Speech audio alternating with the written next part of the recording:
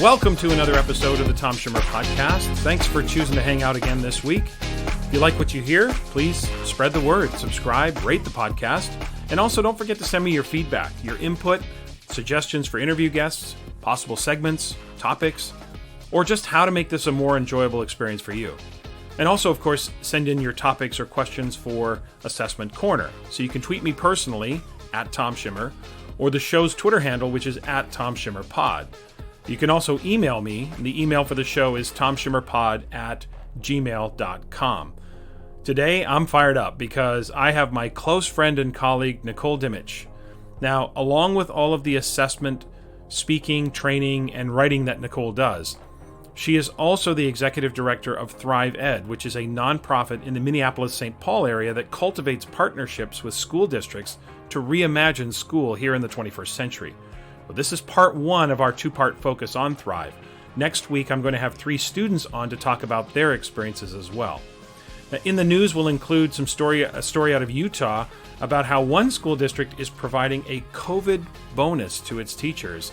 Assessment Corner includes a question about student accountability. And as always, we finish up today's pod with Tweets of the Week. So that's the plan. Let's get to it.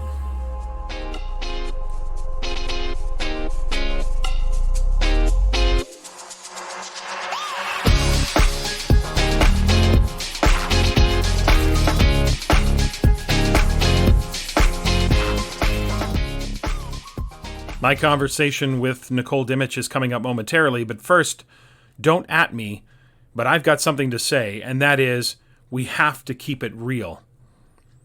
Now, I've seen a lot of stories lately that center on 2 specific topics. The first is a lot of stories about teachers and principals, well, just about how stressed out everybody is given our current situation and circumstance. I've also seen a lot of stories about this thing referred to as toxic positivity, especially, of course, during this COVID-19 pandemic. So let's start with the latter. I believe in the power of a positive mindset.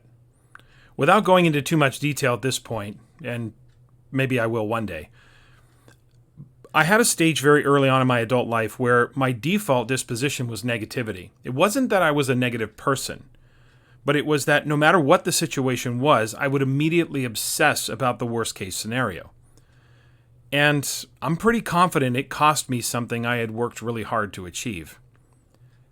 Now, thinking about the worst case scenario isn't always bad. In an October of 2019 episode of the podcast called The Happiness Lab, Dr. Laurie Santos of Yale University described how Olympic swimmer Michael Phelps used to consider the worst-case scenarios so that he might be ready to respond. Now, Dr. Santos has a class at Yale called Psychology and the Good Life, and it focuses on 2 questions. What makes us truly happy, and how do we achieve a good life? That class has actually become the most popular class at Yale. But anyway, it's a great podcast and one I would really encourage you to check out. So back to Michael Phelps. One of the scenarios that Michael Phelps rehearsed was if his goggles came off. And he knew through simulation that if that happened, he could swim blind, so to speak, because he figured out that it was exactly 19 strokes from one end of the pool to the other. And that's the difference for me. There's a difference between the simulation or thinking about worst case scenario to be prepared versus perseverating on the worst case outcome with no subsequent idea of what to do. The latter was me. Now, after my experience, I first vowed to never let that happen again. It was the worst. And I've spent the rest of my life retraining my brain.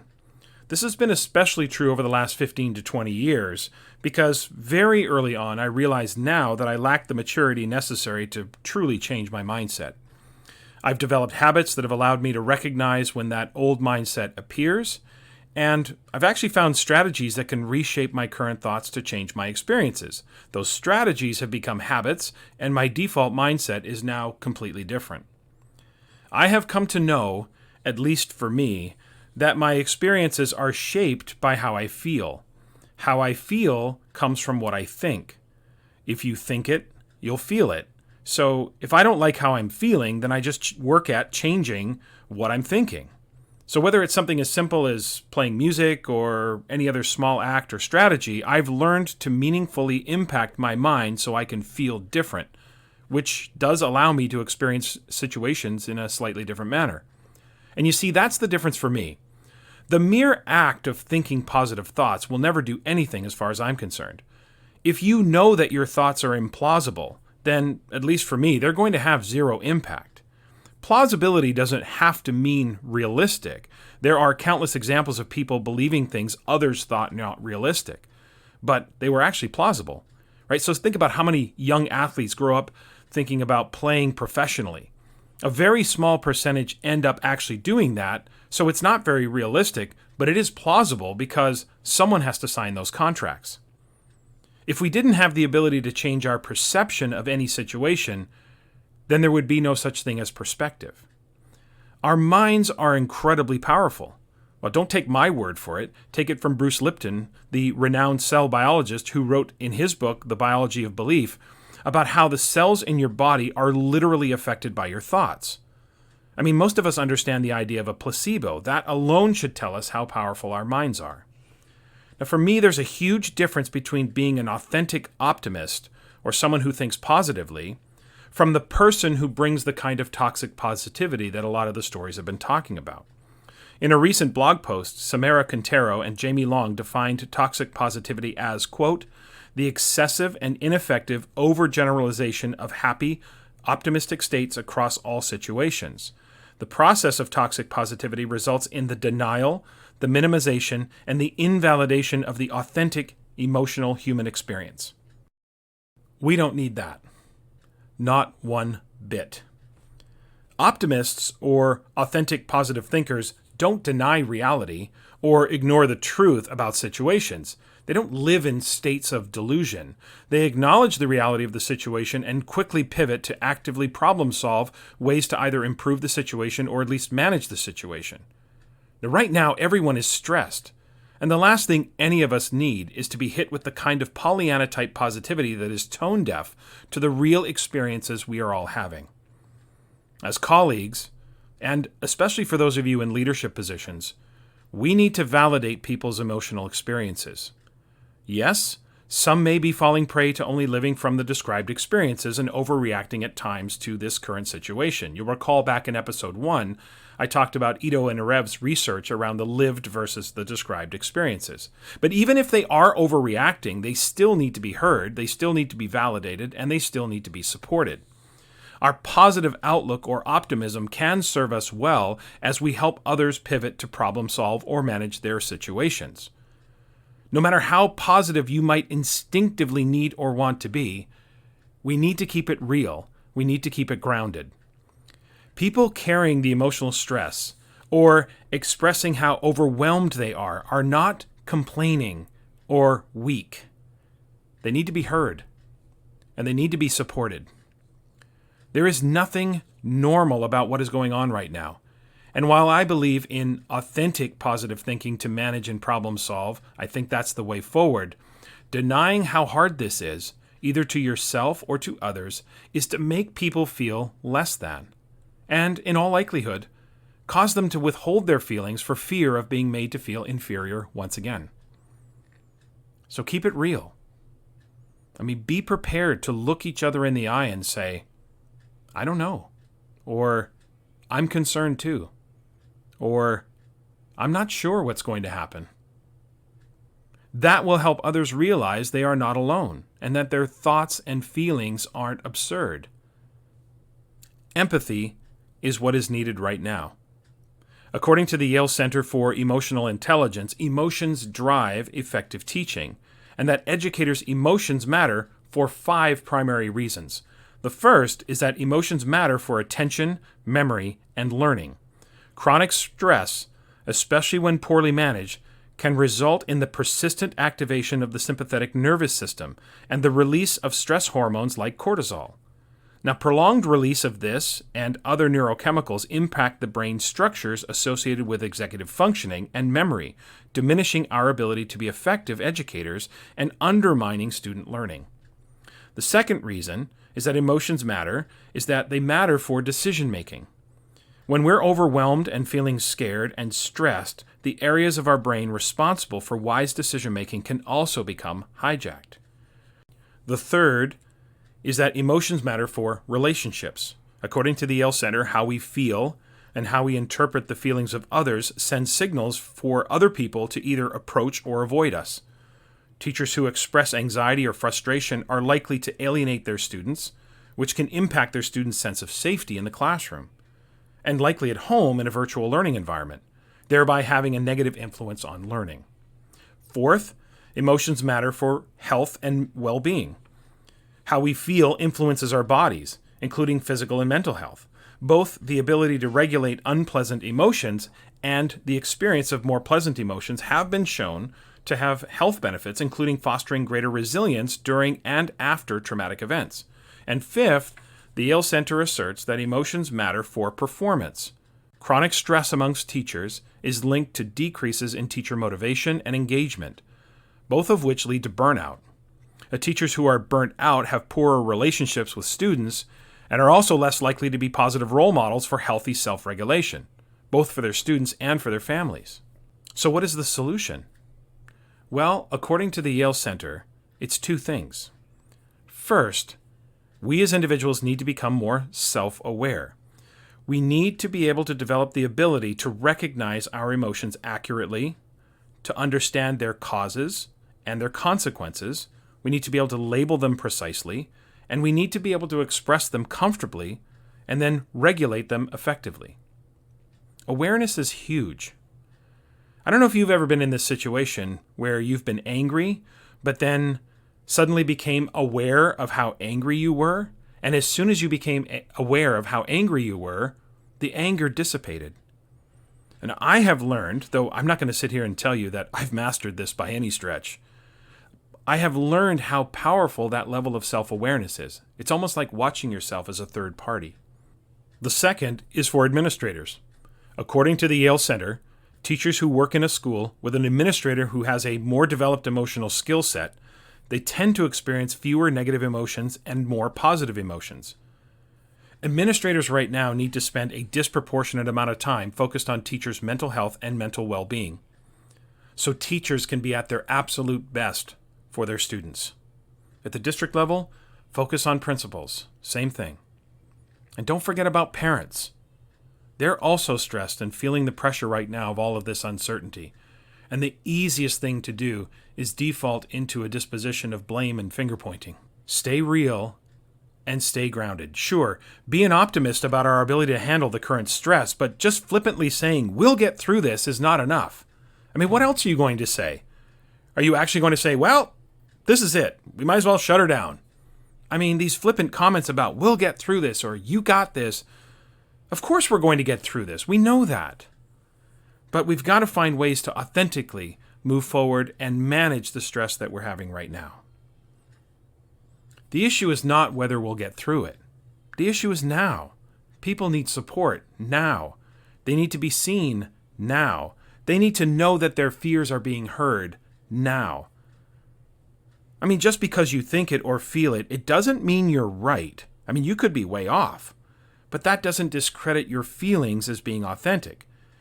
Feelings can be both real and wrong. But this isn't about right and wrong. Now, people will, in my opinion, come to the conclusion on their own whether or not they are right or wrong about how they're feeling. But with the right amount of patience, the right amount of acknowledgement, and the right amount of support, that's when that's going to happen. Be optimistic. Stay positive. But most importantly, keep it real. Okay, joining me today for the interview is Nicole Dimich. She is the Executive Director of Thrive Ed. Now, in the spirit of full disclosure, Nicole is one of my dearest friends and one of my closest colleagues. She, along with myself and Cassandra Erkins, are the architects for the Solution Tree Assessment Center. She is an educator. She is an author. She's written 5 books, 3 of which we have co-authored together, so full disclosure, and numerous book chapters as well. She's an innovator. She's one of the very best workshop facilitators I've ever worked with, and I've learned a ton from her about facilitation through her presentations, her consultations, her trainings. She helps power student voice and build on educators' strengths to create spaces where all feel possible and feel empowered. And that is why she is here today. So Nicole is the executive director of Thrive Ed, as I mentioned. It is a nonprofit out of the Minneapolis-St. Paul area, whose vision is to create a school that promotes personalized learning, the development of competencies, feedback, mentorship, internships, and authentic learning that will also serve as a learning lab for other schools and collaborative teams. So we're going to dig into all things Thrive Ed today. So with that, Nicole, I want to welcome you to the Tom Schimmer podcast. Well, thank you so much, Tom. Thank you so much for having me. I'm excited to have you. We work very closely together, but we're going to put our serious hats on now and talk about Thrive Ed and give you a chance to share with the listeners what Thrive Ed is all about. So we're going to start with a question that's sort of a broad-based question, a view from, say, 30,000 feet. What is Thrive Ed, and what was your inspiration for starting it? Awesome. Thank you so much. We at Student Voice has always been something that I've been incredibly passionate about. In fact, as a teacher, I was always wanting to know from students, how are you experiencing school? How are things going? And as I started to realize that when you start to ask students what they're thinking about, their feedback, give them space to share their stories, to share their insights, they start to invest and just be really present in the community in different ways. And so I have had this dream for a while of creating space for students to share their thinking about education in so many ways. And so often as adults, we make decisions that deeply impact students and the way they experience school, their success in school, their perceptions of school without them at the table. And so I have been on this journey of running focus groups with students for probably over 15 years, anything from asking students about the power of assessment or the impact of grades, and asking them to talk about in places they felt very successful, what shuts them down. And I just started to realize that they had so much to offer. And when I listened deeply to their insights, I got different ideas about how to support students in their learning. And then I started to ask teachers, what would they like to know from their students? And I started to ask students of teachers to say, okay, what are you interested in? Or how are things working for you? And when I would reflect back to teachers, what students said, there was a different way of thinking about their practice. And so Thrive Ed became a space for what would it be like if we put students in as decision makers, and lifted their voice and did this co-creation of not only learning, but also this school. And I think it can be really hard to create a different way of school that you have not experienced. And so the idea was to work alongside students and educators and families to say, how do we reinvent education? How do we reinvent a school or learning experience? And so Thrive Ed was imagined a long time ago. A year and a half ago, we launched with the design team, and we started to bring students to the table. And now we are developing Design to Thrive workshops where students and teachers will work together. We are having students create content. So they're writing blogs. We have a blog. They're recording pieces. They are in the middle of writing a book about their ideas and their experiences and how that can influence. And then the third aspect is the collaborative lab school, where we would create a school alongside communities, school districts, and that we would sit on the edges of a school district, and we would be a collaborative lab school so that teachers and students could have this whole new way of experiencing school. And we want students to be a really important partner in the design of what that looks like. And so it's really been beautiful as we've had a number of pilot experiences where we've brought teachers and students together and say, what does it look like and feel like when you're co-designing something? Because there's this sense of needing to let go of a little control and put students in facilitated conversations where they are able to articulate where they're at, but then do some learning alongside of it. Because sometimes students will say, oh, I want a longer lunch and no homework. Right. And so we've had to really figure out what does it look like to create spaces where students are are given voice, and then also given these learning experiences that allow them to really thoughtfully engage alongside of their peers and their teachers. So Yeah, that Thrive Ed kind is of, a space where we're experimenting with all of these different types yeah. of ways to bring students in. Wow, So, it is. One of the things you mentioned very early on was students being, we always talk about having students be decision makers and all that, but it's very challenging at times for some of us to give up that control, for sure. So I can see where this could really help facilitate that. But one of the things you mentioned very early in your answer was students being present in the community. And I can't help but think about the events of this past summer. You are obviously in the Minneapolis-St. Paul area, and the world, witnessed George Floyd's death and the last May, and all that happened in the aftermath of that. The protests, the riots, the racial tension, all of that sort of centered around this area. And I'm wondering about how those events impacted. Let's first start with the sort of the work of Thrive Ed. And then I want to talk about the students, but let's first start with, how did the events of last summer sort of focus you a little bit more? Did it create some expansion with the work of Thrive Ed? Did it accelerate the work? Tell me a little bit about how the events of last summer impacted your work. it did. And even before the events of last summer, we are incredibly committed to creating spaces where Black, Brown, and Indigenous students their voices are elevated, and that we're looking deeply into the inequities or the racial inequities of education in general. And that has been, so wanting to create, so our interns are very diverse in terms of not only race, but also how they've experienced school. Some are very successful, some are not, or haven't been as successful in our current system. And so when the events of the protests, the riots, in the light of George Floyd's murder happened, our students were online. We were actually starting our internship program, and where students were coming together, and we were doing it all via Zoom. And the students themselves are from all over communities around Minneapolis, and many of them had experienced firsthand some of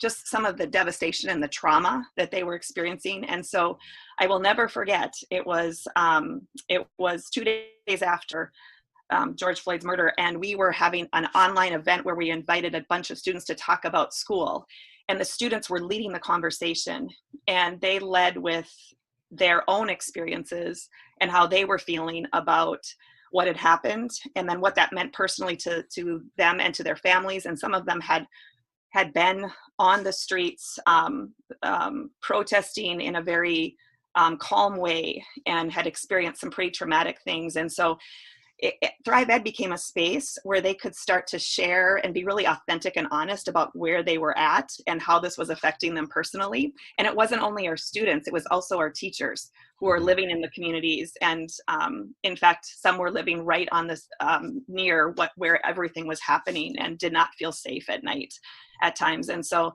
Thrive Ed became this space where it was really authentic. It was an authentic space where the students actually led the conversation. And at the end of the evening, we had adults, we had a lot of people join us that evening to listen to what the students had said. And they were there to listen to what students had to say about education.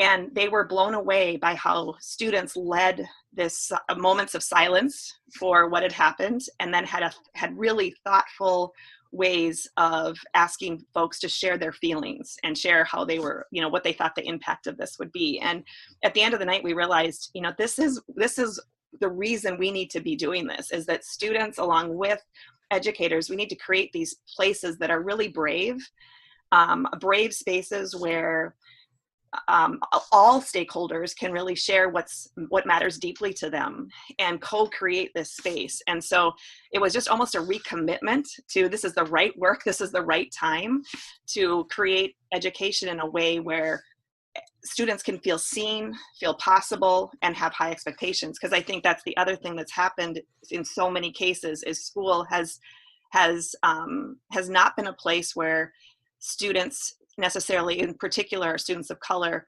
feel like they have strengths that they're bringing to the table. That in so many cases, in a lot of cases, it feels like everything is about the deficits and the things that aren't there. And so Reinvent is really based on strength-based work that elevates students, but also puts them in co-designing modes, which also just helps them figure out what is possible versus what's, everything that's wrong. So I think that time in our world, and specifically locally, was a time that re-energized all of us, because in the midst of a pandemic, can we do this? We're a beginning nonprofit.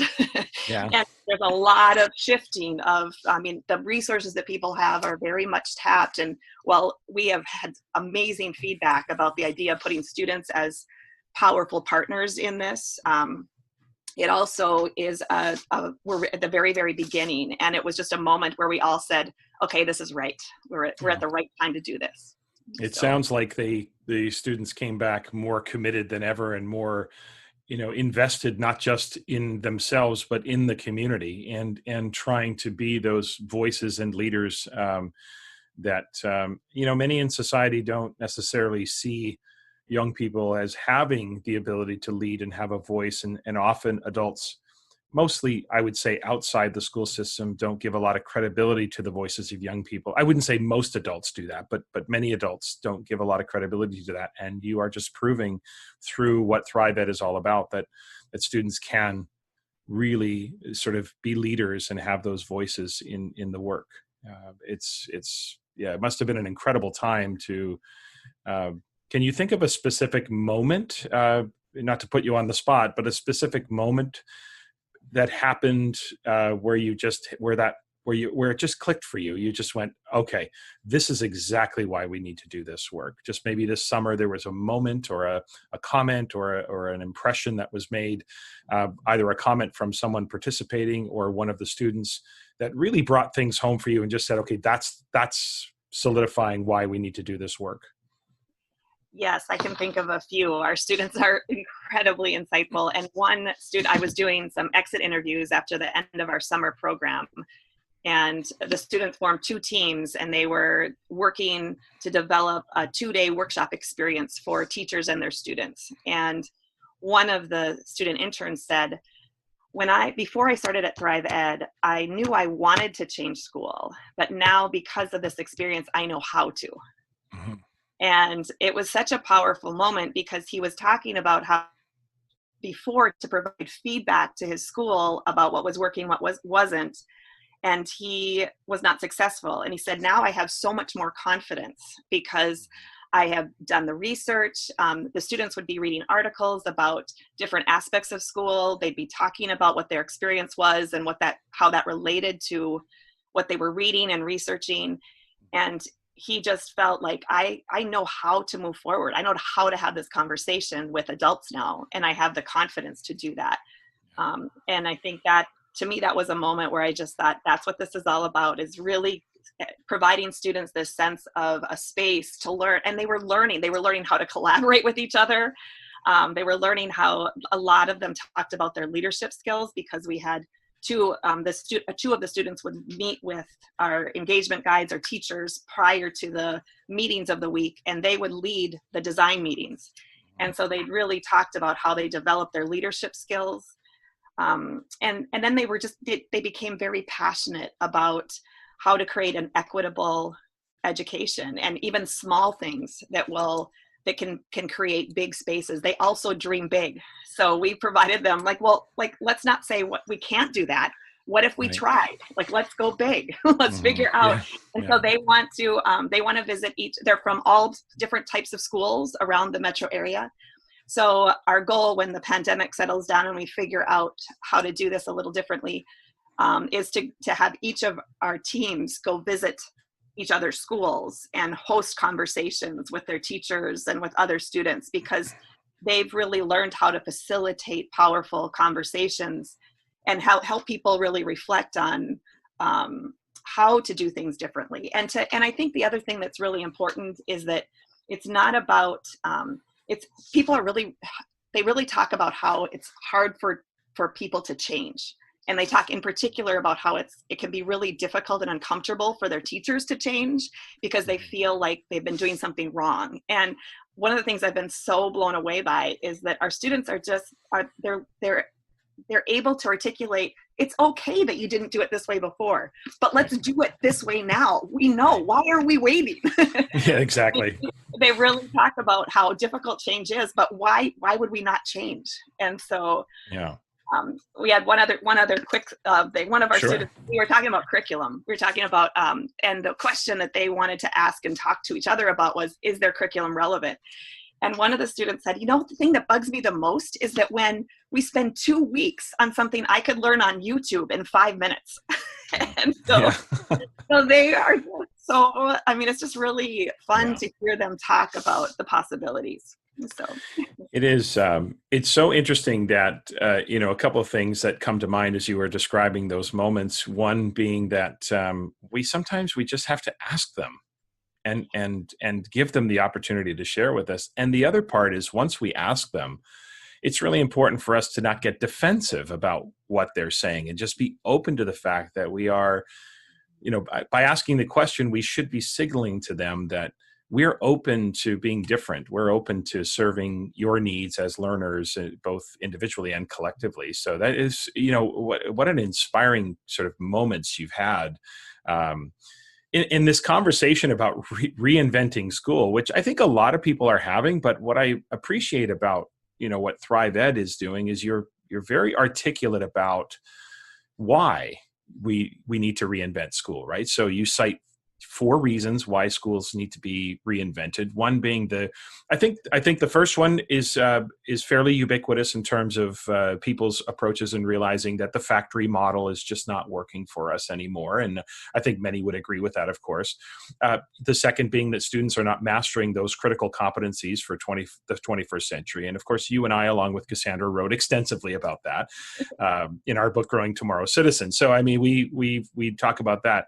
I'm interested in a couple of the connections I made. The third one was that you mentioned something I did not know, was that Minnesota has one of the worst achievement gaps in the country. So let's talk about that for a moment, and then we'll go on to the fourth one. But tell me a little bit. That surprises me a little bit. And can you give listeners maybe a little bit of detail on what that looks like? Absolutely. Yes. It's if you're in Minnesota, overall, it can appear that we have an incredible education system given the data that that often we look at. If you break it down, you can see that if you are a brown or Black or Indigenous student, you are 3 times less likely to graduate from high school than if you're white. And so that's our incidences of students who are in AP courses. Even students who perhaps have test scores that would indicate they would be ready for an AP score in that traditional sense. So I want to put that caveat on there. Right. Don't take our AP courses because they don't see themselves or feel like they're successful or are counseled out of those courses. And so Minnesota in general has some really amazing pockets of things happening. And overall, it's a very grim situation for students of color. And so, yes, it's one of those things where people would never, if you dig in deeper, you'll start to understand it's a very complex issue, of course. Right. And people are working incredibly hard. It's not to say that. And there've been lots of attempts to try to figure out what this looks like and why this is. Yeah. So just trying to find the right work, right? It's not about necessarily intentions, and such a polarized experience that the school system is working for many, but not all. It's working for some, and therefore the reinvention of schools seems most appropriate. The fourth reason you cite is that, and we know this, that an alarming percentage of new teachers leave the profession within the first 5 years of teaching. But I'm interested to know what connection you're making between the work at Thrive Ed and how you see that inspiring teachers to remain in the profession versus leave the profession in those first 5 years. Yes. So one of our early one of our early commitments was to create a space where learning was joyful again. Mhm. And so along with the high expectations, knowing that all of our students need to have access to high expectations, and then have somebody believe that it's possible and will relentlessly pursue achievement in that way. And so that was part of what the third reason in terms of the achievement disparities in Minnesota was, that we wanted to make sure that all students were having these rich academic learning, rigorous experiences. Mhm. What we found was that when there were pockets of innovation happening, so we were looking for teachers who were doing really interesting things and committed and to ensuring that all students were having these joyful experiences. What seems to be happening is when there is these pockets of innovation, it almost felt threatening to other educators or the system itself. And so when there were pockets of innovation happening, teachers would innovate, but then some of their colleagues would be so critical of what was happening, would just pull them down.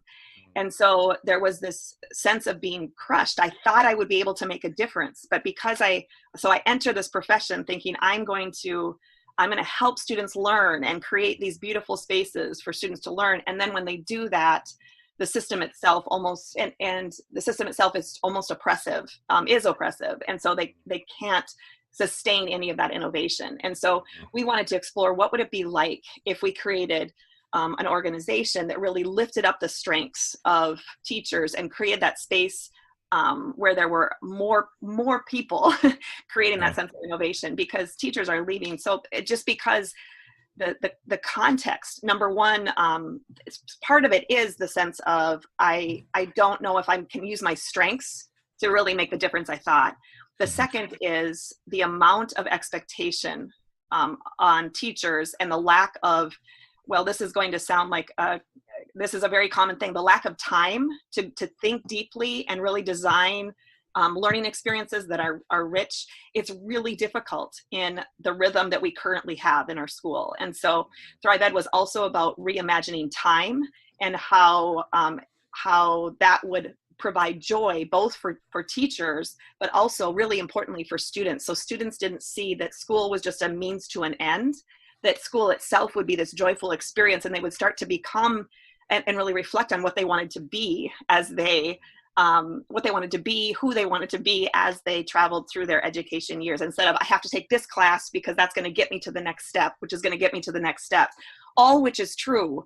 But that only works for a handful of students. And so what would it be like if students were having more authentic experiences? And so so part of the reason for the fourth piece was teachers leaving the profession, was knowing that the pace of the surface level work that teachers were being asked to do, and then also just this notion of learning should be somewhat joyful, and we should be learning deeply about things that matter deeply to both our own, for ourselves, but also for local and global communities.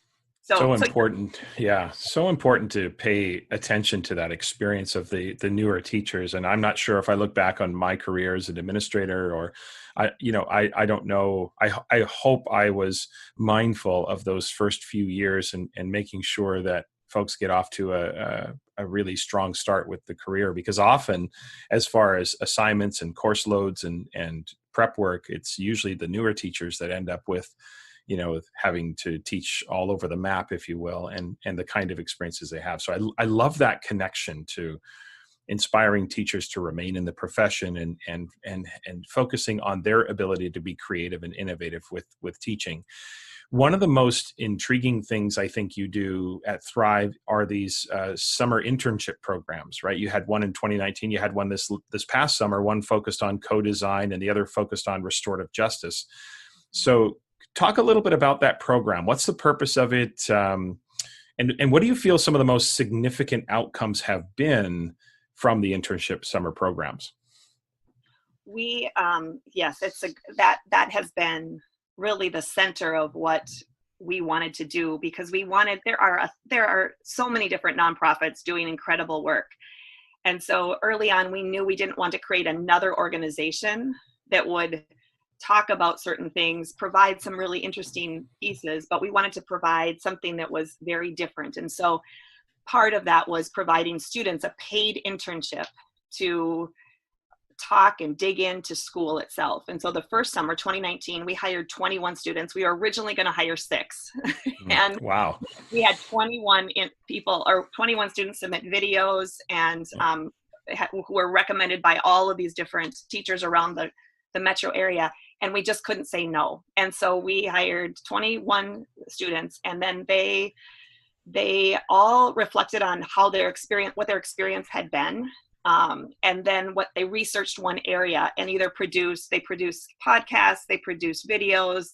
One young woman produced or wrote a fiction piece about school, and we had spoken word pieces, and then we presented a huge symposium, and to the community as well as to our Lieutenant Governor, Peggy Flanagan, came, and they had this platform of being able to share what they wanted to see, and they inspired a ton of educators as well as some community members through that. And you can actually see that on our website. You can see the whole symposium as well as a lot of the students' work. This summer, we wanted to go a little bit even more focused. And so part of the first summer was these design workshops where we were looking at what would be the next step.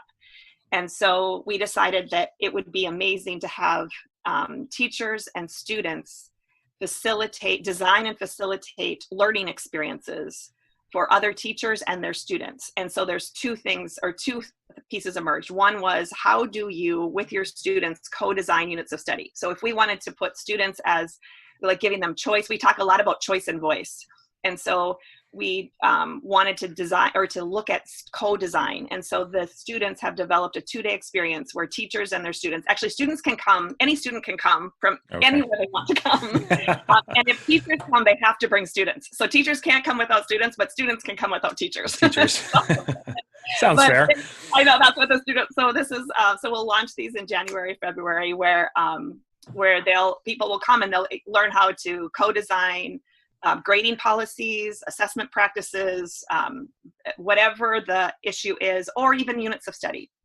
The other one, the restorative justice, the restorative justice piece is a huge part of how do we change the discipline in schools, because we know so many times it's the whole notion of a school to prison pipeline is a real thing, and the students dug into that. And the roots of restorative justice is in the Indigenous communities. And so the students have, and our teachers have experienced restorative communities. And so they have a 2-day experience for educators to learn how to develop a restorative justice practice that will lead to a community really supporting its students, and also holding its students accountable, holding its community accountable to really elevating not only learn, but also a feeling of like connection. So we're really excited about those. The students have done an incredible job. I do that for a living. You and I do that for a living. We design workshops for a living, and I'm watching students and their teachers design these 2 days experiences. I mean, they're thinking about how do we shift power and control? And that's right. It's amazing. That's. I mean, it's just. I just can't. Every time you finish talking about some of the things that you're doing I just feel really inspired. I want to respond to your answers by saying, "Oh, that's so inspiring," and I feel like I'm saying that every single time. I want to talk a little bit about the lab school idea. But it sounds incredibly exciting, inspiring, ambitious. On your website, you talk about, and I'm going to quote your website here, that you're preparing to open an entirely new school that promotes mentorship, personalization, competencies, feedback, internship, co-creation, restorative justice, authentic learning. This school will become a learning lab for schools and collaborative teams. So what's the vision for that? Like, it feels like a big vision and an ambitious plan. So talk a little bit about what that might look like, or what that's going to look like. Absolutely. What we're going to do, we've been in conversation with a number of local school districts. We want to create an option and a new way of doing school to help so that people can experience school in a very different way, how we use time differently. So the idea would be that we would create a set of competencies, and create a set of competencies. We would have a school that was a 7 through 12, and we would start small, so there'd be a smaller number of students. And within these competencies, students would we would use the co-design experience that we've been working on to both have students design their own pathways of learning. So we'd have some traditional courses, of course, but a lot of the work would be students looking at what do they want to look at and learn about. And then along with a mentor, so they would have a teacher as a mentor who would help navigate some of their personalized learning. So here's a set of competencies. What are all the experiences that you're going to have in order to meet those competencies at each level? We also have a firm commitment to having partners, organizations, and businesses in the community. So students will be out in the field 1 day a week. And during that day of the week, teachers will have a full day of design and planning. So let's say 9th graders are out on Monday, 10th graders are out on Tuesday. Now with the pandemic and our whole new distance learning, time's taken on a whole new meaning. So that will not be as hard of a sell or hard of a shift as it maybe would have been before this. Right. And so, yeah, the Collaborative Lab School will be a space where we'll be really trying new things out and trying to think of the teaching role in a little different way, and having students be really in the driver's seat, but also teachers really mentoring and providing a significant amount of feedback. One of the things that we know from our work, Tom, is just the power of feedback. And so I think that's the other thing that positions our lab school differently is there have been some amazing innovations, but often the assessment side of it falls short. And so people are confused about how to assess, and will this mean that my child won't be successful in the future? And so we're really committed to creating not only the set of competencies, the personalization and feedback, but also the evidence to show that that this is really, kids are growing, our students are growing in really important skills. And then we'll be able to position assessment in a very different way as well. And so we're excited about being able to try some of these things because the school districts we're partnering with then can send teachers to be able to learn a different way or experience it, give us feedback as well. And so we want to do this in a way that really lifts and builds on strengths and doesn't compete, if you will. Certainly there's always a little bit of that, but the idea is that this space would be a learning space. And also then it provides a place for teachers to take a next step in their career. So they're still alongside of students, but we're using time so dramatically different. And we'll be able to, hopefully the goal would be to be able to invite other educators in to learn and to also help us figure out how to take this reinvention of school in the direction it needs to go.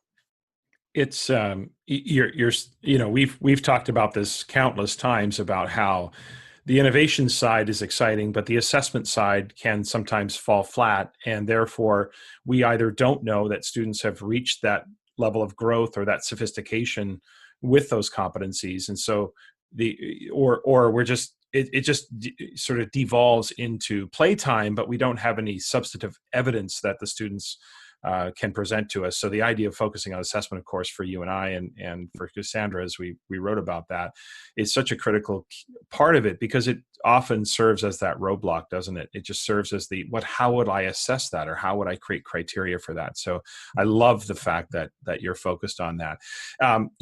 It's clear to me that you have brought student voice to the forefront and have had students be drivers and decision makers at ThriveEd. And just for listeners to know that next week we're going to have a number of students from ThriveEd on to talk about their experiences. And so we're going to get the students' perspective and empower them and continue to fulfill the mission of ThriveEd, which is giving them an opportunity to talk about their experiences with you. So last question, Nicole, you are, of course, and I know you're not going to do this, so I'm going to do it on your behalf. You are, of course, a nonprofit. And you do accept donations. And so can you share with listeners, if they're interested in donating to ThriveEd, how would they do that? And we want to make sure the work at ThriveEd continues. So how does that work with donations?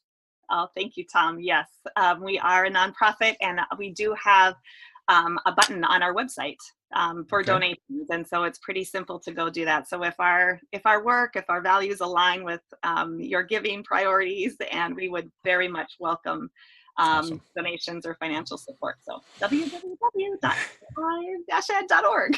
Yeah, we'll share that website again at the end here, just to make sure folks know where that is. So, Nicole, I am just I'm thrilled for you. I'm excited about the potential that ThriveEd has in store for the future. I feel like this could be a model for North America, maybe around the world, of ways to authentically and deeply experiment with what school could look like, and really sort of dig deep. So I can't wait for next week to hear the students directly and listen to their experiences as well. So, but for now, okay, so that we're gonna stop the Thrive Ed conversation, and we're gonna talk a little bit about Nicole. And a fun exercise I'm doing with all of the interviewees is asking them a kind of fun game called This or That. I give you some choices. You have to pick one and then explain why you've chosen that one. This is just a chance for listeners to get to know you a little bit. As I was putting this together for you, and of course I didn't share these with you in advance, I feel like I know you very well. So I was guessing as I put them together what I think Nicole is going to say. So, and if neither work for you, go off script and think of a third alternative. That's totally fine. That's totally fine. Okay, so This or That. The first one I'm going to ask you is burgers or tacos? Ooh, that is, I like both. You can't sit on the fence. Tom Gusky did that to me 2 weeks ago. I know. Taco burger? Yeah, that's right. We could invent the taco burger for sure. Or you can go off script. I'm going to go burger. You know. Yeah, I knew you. I guessed you'd pick burger. So I'm 1 for 1 right now. So that's good. Okay. Here's one. Being too warm or being too cold? Which would you rather? My son just asked me that question the other day in the car. Interesting. I can't even believe that that's hilarious. And I couldn't decide, but I do think too cold. You'd prefer being too cold? Yes. Mm-hmm. Okay, I got that one wrong. So I'm 1 for 2 right now and guessing what you would say. All right. Phone calls or texts? Oh, texts. Text. I knew that one. That was an easy one. I'm 2 for 3. All right, here we go. What's worse? Laundry or dishes? Ooh. Laundry. Laundry. Okay. Yeah. I see. I'm wrong. Actually, I'm wrong again. Folding and putting away. Laundry itself isn't the issue. It's the folding and putting away that's the issue. Right. Yeah, putting the clothes in the machine's not the challenge. It's the folding and putting away. I thought you might pick dishes because those are things we typically do every day versus the once a week. But all right, 2 for 4. This is maybe I don't know you as well as I thought I did. I have boys, so my laundry is daily. All right, last one. Which would you prefer, a type A vacation or a type B vacation? Ooh. There's no type C, right? No, not that I'm aware of. I think type B. Yeah. Most of my life is type A, so having a type B vacation sounds beautiful. All right, so I'm 3 for 5. I have 60%, so not bad, not bad. I would have guessed type B because I know that in the craziness of your life and my life and all of us who at one time in our lives traveled a lot and facilitated workshops a lot. Sometimes it's just nice to vacation and do nothing, right? Okay, Nicole, I have one final question for you. It is a question I'm asking, again, all of the people I interview for the podcast, and it is about success in general. It's a question that, because we're on the podcast, I'm trying to focus a little bit on just success and how people feel success and what their definition of success is. So my question to you is, if a random person stopped you on the street and asked you, what is your definition of success? What would you say? It's such a great question. I think it is about being able to feel confident that you're living authentically. And that you're living authentically and you feel surrounded by people who inspire you, lift you up, see the possibility in you without having to do anything. And also being able to feel like you're fulfilling your purpose, and a purpose where you're seen and your strengths are part of this world that's a little complex, a little crazy, and trying to make other people's lives a little bit better, but also just living authentically and feeling that sense of peace. So I think that would be wow. I love that. I love the idea of just living authentically and being true to yourself. Look, Nicole, I could do this all day with you for sure. Listeners, you can follow Nicole on Twitter. Her Twitter handle is at Nicole Dimich. That's Dimich. You also will follow the Thrive Ed Twitter handle. That's at ThriveEd1, and that's the number one. And you can also check out the Thrive Ed website, where Nicole had mentioned earlier, where you can donate or just consume what it is that Thrive Ed is all about, and maybe find some inspiration there. That is www.thrive-ed.org for all the information about the amazing work that is happening in the Minneapolis-St. Paul area. And of course, you can also follow Nicole's assessment work at the Solution Tree Assessment Center with myself and Cassandra as well. Our work is at www.allthingsassessment.info. Nicole, this has been just absolutely a blast to have you on. I know we'll get a chance to do this again at some point, and maybe next time when we're at one of our institutes or workshops, when we're face to face, and hopefully we'll be able to travel again. But Nicole, thanks for your time today. I feel so inspired by the work that you're doing with Thrive Ed, and I hope listeners are as well. So thanks so much for being here today. So grateful. Thank you so much. It was awesome. In the news this week begins with a story out of Salt Lake City that the teachers and administrators in the Granite School District are going to receive a COVID bonus this month for their work during the pandemic. The district's Board of Education has approved a one-time bonus this past week, basically calling it a thank you gift for what they're calling the craziest quarter of their careers. No doubt about that. All contract educators will receive a 1% bonus. Hourly employees are going to get $100. I think, the board chair mentions things like burnout and exhaustion as being the reason why they had looked toward providing this bonus. And the bonuses also seem to be an effort to improve the relationships between the teachers and the board, because earlier this summer, hundreds of teachers had rallied against the school district, saying that the plan to reopen as an entirely in-person teaching was risky, and they had there's a bit of tension around that as that year began. Also interesting that the board is using some of the reserve funds first to pay the bonus, but also using some of the reserve funds to avoid layoffs. When the school year began, enrollment was down by a few hundred students, and they had a surplus of 17 teachers, and the district is working toward using that funding or the reserve funding to help preserve that and make sure that people stay employed. So far in this school district, the numbers have been relatively low. They've been enforcing mask wearing and social distancing, etc. So this is a little bit about what I was talking about in the opener, talking just about the acknowledgement and trying to mend fences and making a public acknowledgement about the challenges that we face right now.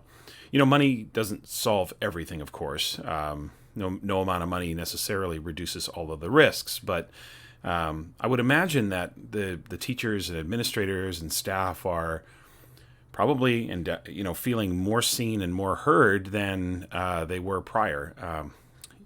Now, I recognize also that not every school district or school or state or province has the funding to be able to do something like this, nor even maybe the provisions in terms of regulations and laws that regulate school budgets that would allow them to do that, sort of contracts, etc. But again, I think it's more than just the money. I think it's the acknowledgement, it's the recognition that the work right now is atypical, to say the least, and that it's really critical that we acknowledge the work that educators are doing right now. And there, of course, is some risk associated with any face-to-face situation during this pandemic. So sometimes an acknowledgement goes a long way, and just publicly saying thank you, and we appreciate you, and we see you, I'm sure makes those educators in that school district feel valued and know that their board recognizes the work that they're doing. Our second story is a story from healthline.com, and this headline won't surprise anyone, but it's still a good reminder of the residual effect during this pandemic. And the headline of the story is that kids mimic their parents' behavior when it comes to COVID-19 safety. And like I said, I don't think that surprises anybody. But the story is really about how, with so many schools opening, especially in a face-to-face model, both across Canada and the United States, teachers and school staff have an additional challenge of getting students to comply with the COVID-19 safety guidelines, on top of the already demanding job as a teacher. So that includes, of course, the wearing of masks throughout the school day. And again, I can't account for everybody's regulations and where you are in particular. But generally speaking, the article talks about, trying to enforce mask wearing, social distancing as much as possible, and all of the reasons why this is challenging. The story sort of continues on talking about the reasons range from the desire for students to protect their personal freedoms to some expressing distrust for medical science. And there's just seems to be a large population, maybe not the majority, but a large population intent on maybe disregarding the COVID-19 recommendations that schools have put into place. And of course, a lot of this certainly comes from parents, and the concern is that there are parents who are not necessarily, in fully endorsing the back to school sort of regulations. So if parents are meeting the regulations with a sort of collective eye roll, then obviously kids are going to pick up on that, and they may in fact bring that mindset or that attitude to school, because obviously parents are very influential on their children. In the article, Jennifer Hoskins Tomko, who's a psychotherapist, talks about that children look to their parents and how their parents are responding to these recommendations. So she talks about just the importance of making sure that parents understand and teachers understand where all of this is coming from. The other part is that, again, parents are incredible role models for children. And this is especially true of young children, right? So when we're thinking about children, say, between the ages of 3 and 12, maybe, as kids, get into their teenage years, maybe there's less of an influence, but even adolescents are certainly looking to their parents to guide them in their decision-making in a lot of ways, or just taking their cues from them. And this really does create, you can see how this could create a tremendous amount of stress on students, because you have so many points of conflict that could arise in the school setting. This one teacher, Brian Trang, who is a former teacher in Arizona, he talks about how, in his experience, he could usually tell the political, religious, and economic ideologies of children's parents by listening and watching the students, right? So, of course, students bring that. And it just leads to a tremendous amount of conflict, at least potentially, right? So you've got potentially student-to-student conflict, where some students are coming in fully embracing this idea because maybe they themselves do, or their parents are fully on board with the orders or the regulations that have been put in place in the school. But then you have other students in the class who maybe not, and that creates tension between them. You, of course, will have tension between the student and the teacher. The teacher has to first endorse and enforce the back-to-school sort of regulations and rules around mask wearing, et cetera, washing hands, and all of the things that are put in place by the school. And if the student is not fully behind that, you can see that there could be conflict arising there. You, of course, that could lead to tension between teachers and parents, because teachers know that, for example, most 7-year-olds are coming to school reflecting and mirroring the attitudes of their parents. And so now the teacher's in a position where if the student is being non-compliant to the regulations, they, of course, have to contact the parent, and that could create tension there as well. And then, of course, that escalates and it becomes tensions between, parents and administration. I mean, there's so many layers to this that are really challenging. So, of course, educators have to enforce the rules. And a lot of these rules are put in place by either states or boards or provinces, or, there's a lot of different sort of layers of regulation that come. And I think that in our work, my thoughts around this are that we really should, as educators, focus on not a sort of broader expectation, a societal expectation, but really focus on the fact that these rules and regulations are, and many of you are probably already doing this, but these rules and regulations are about when you're at school. So we try to avoid the generalizations in a way that sort of makes wide sweeping societal statements. And we just say, much like businesses will say, look, if you want to shop here, you got to wear your mask. You these are the things you have to do. If you don't, then that's fine. That's up to you, but you can't come in here. Now, of course, schools are in a bit of a different situation because we can't refuse our clientele, so to speak. But at the same time, I think if we can avoid those sort of wide sweeping, either societal or political statements, we can maybe reduce some of the stress and anxiety in our students. So maybe talk to the students about, this is about how many students are here, and this is about the physical distancing and the proximity to this many students. This is about trying to protect our bubble.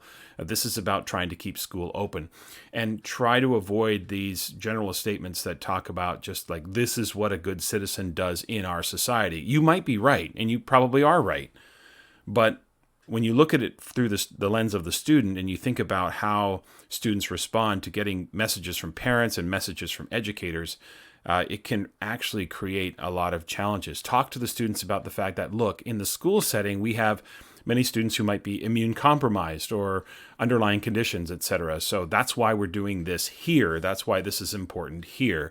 And I think if we can make it as local as possible, that can help, again, reduce the anxiety.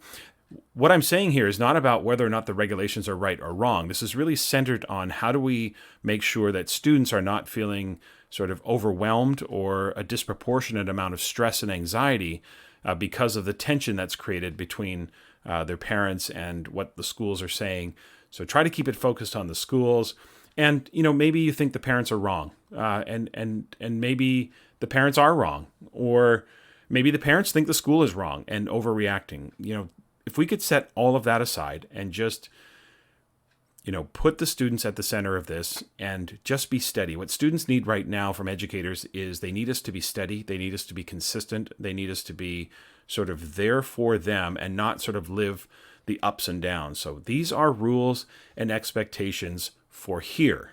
And if we're, taking an honest look, this isn't new. The idea that the rules at school are maybe slightly different than the rules at home, that's not a new concept. So I think that's the focus. I think if we want to try to preserve the relationship, both with the parents and with the students, we keep the decisions local, we make it about the school, we make it about the greater school community, and we leave the wider sweeping societal statements for parents and others to make that we may be right, but I don't think it serves the student well if we start chiming in more broadly and therefore creating the tension with parents and with their children. In Assessment Corner this week, I received a complex question from Teresa, who is a high school chemistry teacher and part-time curriculum director from Illinois. And the question surrounds student accountability. And she sent me several questions that I'm going to try to address. But her questions were, what are districts doing to address the issue of accountability? Or what structures would you suggest for the year, especially with the complications of being both in-person and remote? What routines would work best when sometimes students aren't even signing in to Zoom or Google Meet? And how do we hold students accountable in both settings for this year? And how do we communicate to students without demotivating them and putting zeros in the grade books and all of those typical questions, right? This is a complex issue that is made, pre-COVID, this was a complex issue, but this is a complex issue that is made more complex by the pandemic. There's a number of different angles and issues that admittedly I might not be able to dig into right now on this response. But so what I'm going to do is I'm going to focus more on the setup ahead of time than necessarily the specific follow-ups, because everyone's situation with what their models look like is slightly different in terms of the expectations, the policies, the regulations, etc. But I really do think the setup is what makes the biggest difference in terms of holding students accountable. So the first setup for me is that all approaches to accountability and the coinciding policies must be preceded by the policy of reasonableness. Like, are we being reasonable with the expectations for the group of students, right? And certainly the group of students, but with the situation with COVID, are we even being reasonable with the individual? So expectations may be sort of universal in the school and the expectations of your students, but there may be individual students for whom the level of reasonableness is not there. So that's the first question. There is another unpleasant but honest conversation that needs to be had, and that is, It starts with a question about what is the minimal amount of evidence necessary to justify and fully defend a passing grade. The only thing it can't be is all evidence, since it's never been true that students have to complete all tasks, because no one on an extended illness would ever be able to pass a class. That's simply not been true, that they have to complete all the tasks. Now, here's the difficult part. If they don't produce the requisite amount of evidence, then they may not pass. And again, different districts, provinces, states, etc. will have specific rules and regulations about the whole pass-fail issue, right? And we're really talking here about high school. But on the balance, that could be a natural result of what happens. Now, this all has to be approached with compassion and kindness and empathy and understanding. But at the same time, teachers have to be able to defend their decisions around grading and reporting. And obviously, if there's a policy from the board that comes down, or the school, the principal, etc., well, that's fine. And that's totally different.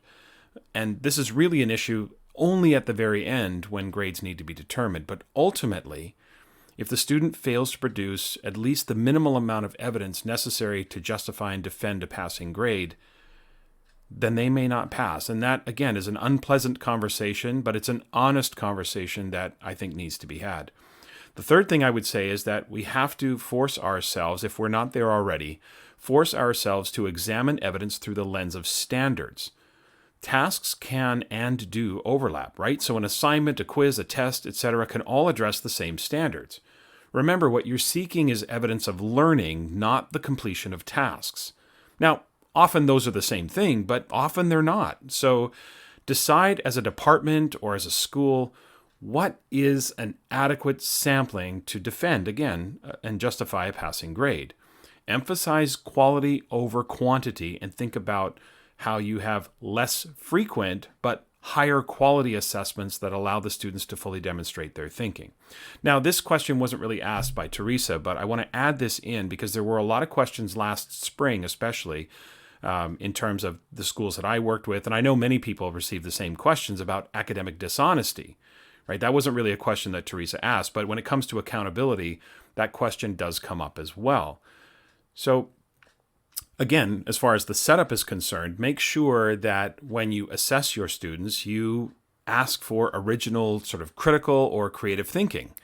Ask for originality around the work. Ask them to synthesize. Ask them to produce work that is clearly something that is their original, their work, because students can only copy that which is copyable, right?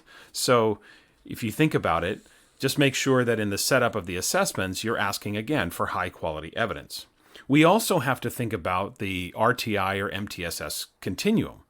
So what the three tiers of RTI or MTSS, et cetera, even PBIS, what the three tiers teach us and reinforce is that the intensity of any intervention has to match the intensity of the presenting challenge. And if the intensity of the intervention doesn't match the intensity of the presenting challenge, the intervention's doomed to fail. So we can't look at holding students accountable through the lens of one size fits all. That's just never going to be true, right? So tier 1 is the tier of prevention. So some of the things I outlined just a few moments ago are what will lay a foundation, an appropriate foundation to set students up for maximum success. You would be wise to predict that no matter what you put in place tier 1 wise, you will have some students emerge as being unresponsive to that intervention. So that leads us to make decisions about tier 2. And tier 2 becomes a more targeted, often a group-based, because there's a lot of likeness between the students for whom the interventions are being applied. So it's more group-based, it's more targeted. And this is where you're going to have more frequent, more intense, both intervention and monitoring. And then, again, you should be wise to predict that there are going to be students for whom tier 2 interventions prove to be ineffective or, I suppose, fall short of the expectations. And those are students who emerge in tier 3. And we know that tier 3 is about personalization, right? It's tailoring the interventions to the student, right? So in tier 2, the student is fit into an existing structure, whether it's intervention classes or whatever it might be, depending on the situation or circumstance. But in tier 3, that's reversed. We build the interventions for the individual and we personalize it. So remember the goal with accountability. In don't lose the plot here. The goal in assessment is always accuracy. So obviously zeros are out, especially if you're using a percentage-based scale, because you're going to create an outlier situation. You're going to distort achievement levels, and it's going to be a whole mess. And we can get into that more another time, but especially when you're using a percentage-based scale.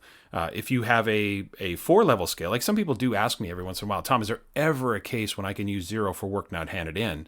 And the answer is yes. I don't love this, but the answer is yes if you shrink the scale. And that's why the advocacy for a 4 or say a 5-level scale, a 0 through 4, because once you shrink the scale, there is no outliers, which then doesn't produce a distortion. Again, it's not my favorite thing, and I'm not sitting here saying that's my number one choice, but I would be dishonest if I say it wouldn't work.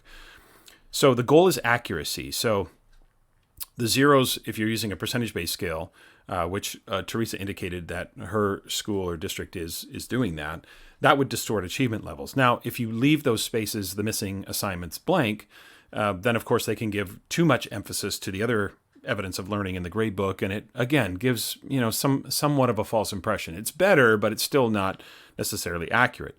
The most accurate, of course, is an I. It's incomplete.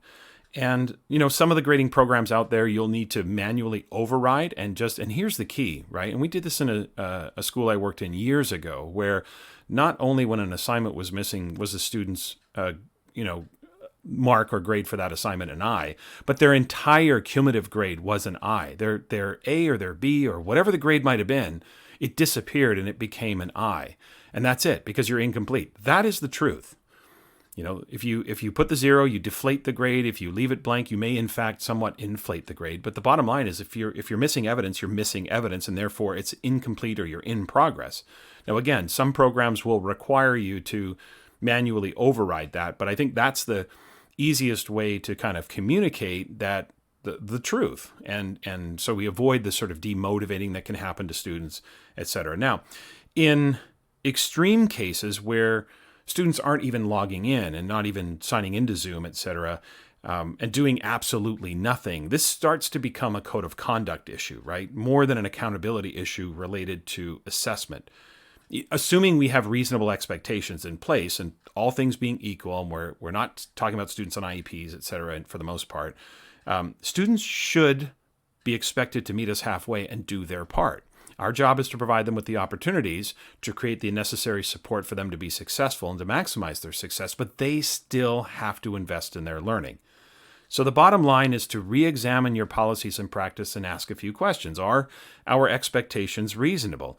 Are we inadvertently adding pressure, like the pressure of assessment, through volume, or maybe it's through unreasonable timelines? Do the students have the support or the capacity, right? Do they have support at home from their parents? Do they have the capacity to do the work and produce the evidence of learning that we're asking for? Do they have the tech? Do they have the bandwidth? Are they able to sort of meet the guidelines and expectations? So this goes right back to number one, which is, are our expectations reasonable? We have to, especially now with all of the iterations of models and learning that are going on right now, we have to get out of the way. In other words, we have to be there to support students when or even if they engage in their learning, and get out of the way so that we are not, for example, through a 0, accelerating failure by disproportionately impacting their grade in a way that really is mathematically invalid. So, specific policies aside, if they have not or do not produce the evidence of learning, then ultimately there will be a residual effect. And again, I hate talking about that because that's not why we got in this business, but it is the truth about what will happen if a student fails to produce the necessary evidence. So if they have not or do not produce the necessary evidence, then there will be a residual effect. And provided we can look ourselves in the eye and say, we did everything we could to support this student, then that may be the outcome. Now, if they cannot produce the evidence of learning, then they need to be surrounded with support. And those students have no business being disciplined, right? They need to be supported and they need to be assisted. And depending upon where they fall on that continuum of support, we're going to have to try to surround them with that support. So there's true equity, and access to the same opportunities everyone else has. Remember that real discipline is about support and inclusion, not removal, isolation, and the application of a series of aversive consequences. In Tweets of the Week, this week, I want to encourage you to follow Brian Butler on Twitter. And Brian's Twitter handle is at @BKButler_Brian. Brian is a prominent speaker and author in both the areas of professional learning communities and RTI. Brian is incredibly inspiring, but also very substantive. Like, there's times where you see on Twitter platitudes and just these sort of pithy comments, and what you'll get from Brian is both inspiring but also substance. So follow Brian. He's produces great content himself. He's also very gracious in his endorsement of others. And there's a kind of selflessness to his Twitter profile that I really have come to admire and appreciate. He's almost in some ways a curator of content as well. So again, that's at BKButler_Brian on Twitter. So for some great content, both from Brian, but also content from others that Brian sends out. Okay, that's all we have for today. A few announcements before we finish up. A reminder of those virtual workshops coming up this fall. The 2-day training for my book, Grading from the Inside Out, is November 9th and 10th, or December 10th and 11th. Both are available, as well as the 2-day workshop on standards-based learning and action. That's the book I wrote with Garnet Hillman and Mandy Stalitz. Garnet's going to be leading the training on that October 26th and 27th, so there's still time to register for those. All that information can be found on the solutiontree.com website. Remember to follow the podcast's Twitter account for updates. That's at Tom Schimmer Pod. My personal Twitter handle is at Tom Schimmer. And also, please send me your questions or even just your topics that you'd like explored on Assessment Corner. The email address for the show is tomschimmerpod@gmail.com. Next week, my guests will be 3 thoughtful and inspiring students from Thrive Ed. I promise you, you are not going to want to miss that. And again, thanks for joining me this week. If you like what you hear, please subscribe, rate, and review the podcast. And again, spread the word. We'd love to expand the listening audience. I would really appreciate that. Have a great week, everyone.